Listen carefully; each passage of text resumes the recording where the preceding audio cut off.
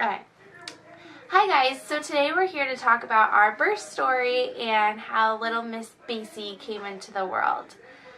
On December 14th, it was a Wednesday, I was working and I started feeling a lot of pressure in my pelvic area. I wasn't quite sure what it was. I just noticed that there was a lot of pressure and changes. My feet were super swollen. And that night, Trace drove to Tucson to pick up Capri.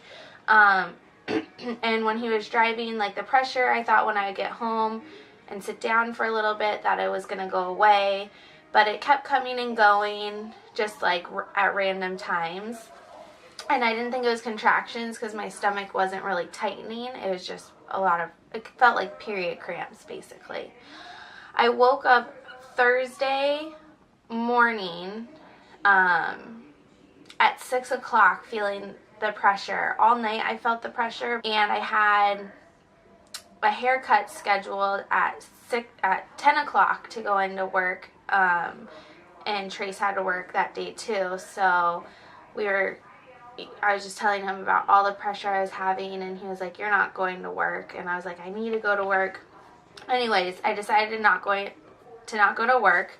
I dropped the kids off at their sitter's house just to get some rest because the pressure just wasn't going away. I came home, I was so tired, I took a nap, and I woke up and I wasn't feeling them as consistent, the pressure as consistent, but then around 5 o'clock I went to go pick up Landon and Capri at their sitter's house, and while I was driving, I realized that I'm having contractions. And it was the most horrible experience driving and having contractions. And Landon and Capri was really concerned. She could tell that I was in a lot of pain, and Landon just didn't understand why I was being like snappy or not talking. Anyways, Trace came home, and that's when we decided to start timing them. So he got his app out that had the contraction timer, and we started timing them, and they were about 30 to 40 seconds long, about 5 to 10 minutes apart. And it went on for an hour, and we decided that it would be best if we called his mom and took the kids to her house just in case they got worse and it was time to go to the hospital. And at this point it was already like 7:45, so they needed to get PM, so they needed to get ready for bed. And we decided to go on another walk around the block, and as we were walking around the block, I called the hospital because I really didn't want to drive to the hospital and get sent home. So when I was on the phone with the labor and delivery nurse, she told me to stay at home to wait till they were like 1 to 2 minutes long, each contraction. And I was like, okay, like that's fine. So we came home and we were hanging out on the couch, and we decided like, let's go try to get some rest. So we went and laid down, and anytime I would lay down, I would have a contraction. Anytime I would stand up, I would have a contraction. And Trace fell asleep at this point, so I took a hot shower to see if that would like calm it down, because they say like if you change positions or if you take a shower or something, if it's false labor, then it will stop. But I wasn't stopping, and so I was on my labor ball, and then at that point I just started crying because no matter what position I got in, I was having a contraction. So I woke Trace up about 20-25 minutes later, which felt like hours later. When you're going through contractions, you just want your partner there to help you. So he woke up and he said that it was time to go. So now we're Thursday, December 15th, 11 o'clock at night. I was 3.5 centimeters dilated, but I was having contractions every 2 minutes, and I thought they were like every 5 minutes. And she didn't say how thinned I was, but did she? No. So they were like, like we more than likely you're gonna stay, but we need you to walk because active labor isn't until you're 5 centimeters dilated.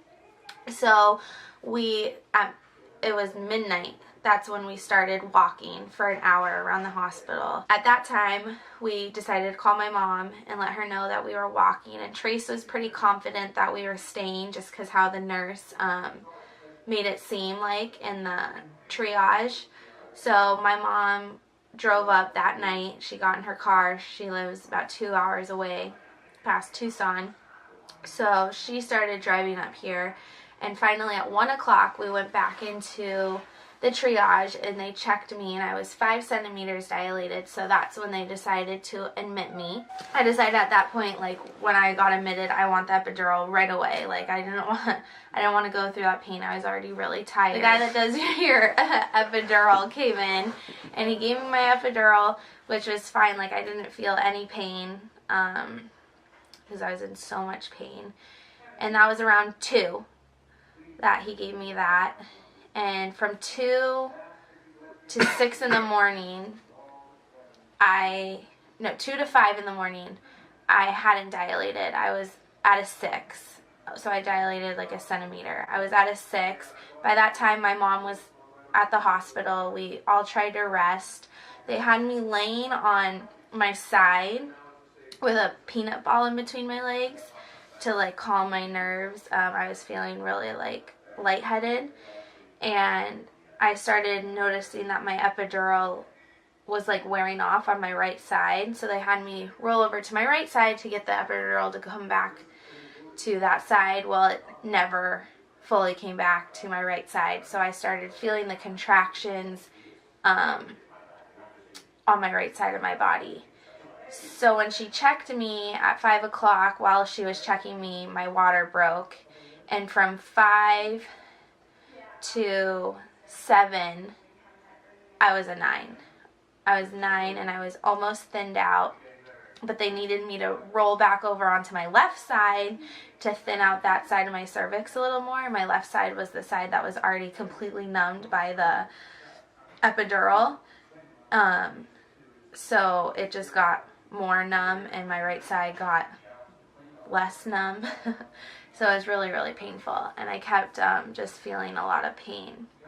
So at 7:15, I started pushing, and I just kept pushing and pushing and pushing and pushing, and I was getting tired, and I could feel the contractions, and I could feel the baby in, like, on the right side of my pelvic bone. I could just feel her right there.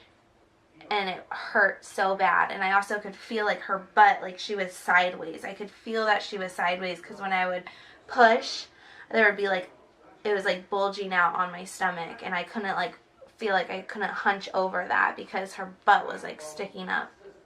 So finally, after pushing for about an hour and 15 minutes, they offered to do a vacuum assist, or to give me more of an epidural so I didn't have the sensation to push and see if her head would move because it was cockeyed.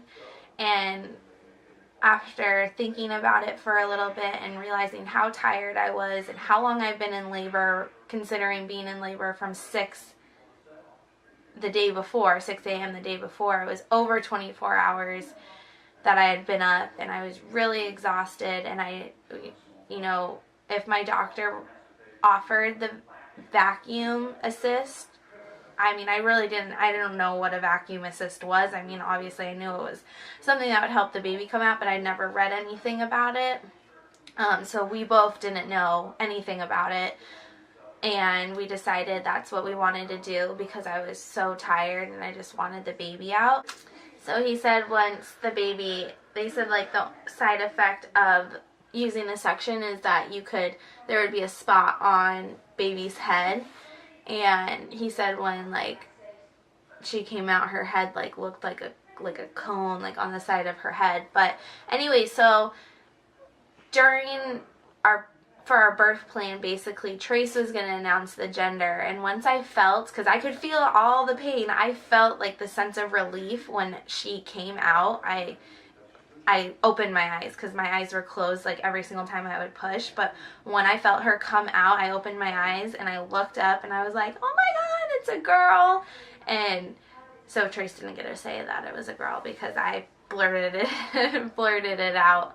And so they took her over to get checked out, and Trace went over with her with the camera to get some pictures. And pretty much at that time they just were, stitching me up and all that fun stuff. And they brought her back to me, and she had so much hair that you couldn't even tell the spot on her head from the suction. So in her head, they said, there was a tiny bump, but after a couple hours you didn't even notice it, or because she was wearing a hat you didn't notice it at all. So after that we went into our postpartum room, and that's when we had visitors. She latched great for the first feeding, and since then she's just slept and ate, and we were only in the hospital for a little over 24 hours, more than 24 hours, but a little bit over 24 hours after she was born, and we've been home since then. She was born at 8:33 in the morning. Friday the 16th. Friday the 16th. She weighed 8.6 pounds. She was 20 inches long. So she was a really big baby considering my size. But she's perfect and healthy, and she passed all of her tests, and we've taken her to the doctor, and she looks great, and we just couldn't be more excited to have her here. And it was a long 9 months, the hardest 9 months of my life. With my pregnancy before, it was nothing compared to this one. So it's definitely true when they say every pregnancy is different. Don't expect your pregnancies to be the same. That's something that I've learned, and I'm learning as we have her. Every baby's different, every labor is different, everything about anything is different no matter what.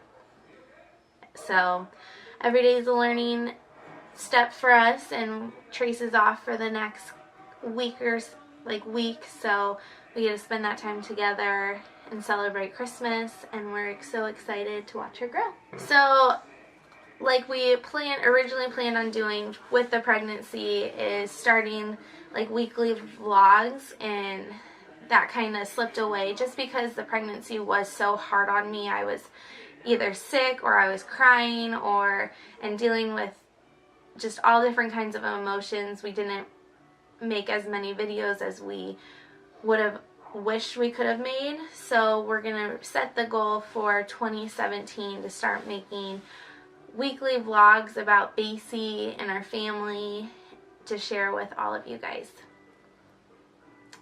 See you next week. Bye.